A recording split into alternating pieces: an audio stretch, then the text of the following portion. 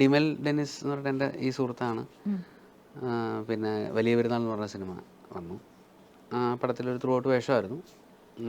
അത് കഴിഞ്ഞ് പിന്നെ മനോഹരം, അതും എൻ്റെ ബ്രദറിൻ്റെ ഒരു ഫ്രണ്ട് ഉണ്ട് രഘു എന്ന് പറഞ്ഞിട്ട്, അവനാണ് ആ പടത്തിലേക്ക് എന്നെ സജസ്റ്റ് ചെയ്യുന്നത്.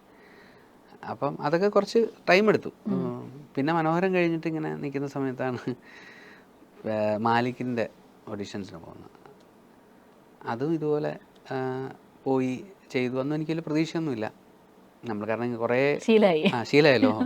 ഇതിപ്പം നോക്കാം വിളിക്കാമെന്നൊക്കെ പറഞ്ഞ് വിടുമെന്നല്ലാതെ ആരും വിളിക്കുമെന്ന് അങ്ങനെ പ്രതീക്ഷയൊന്നുമില്ല. എന്നാലും നമ്മുടെ ഒരു സാറ്റിസ്ഫാക്ഷൻ വേണ്ടി നമ്മൾ പോയി ചെയ്തു.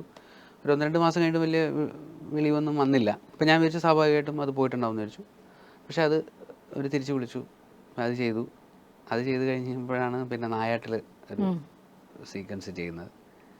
പിന്നെ അങ്ങനെ പതിയെ പതിയെ കോളുകൾ വന്നു തുടങ്ങി, ചെയ്യാൻ തുടങ്ങി. പിന്നെ നാരദൻ, സല്യൂട്ട്, മലയൻ കുഞ്ഞ്,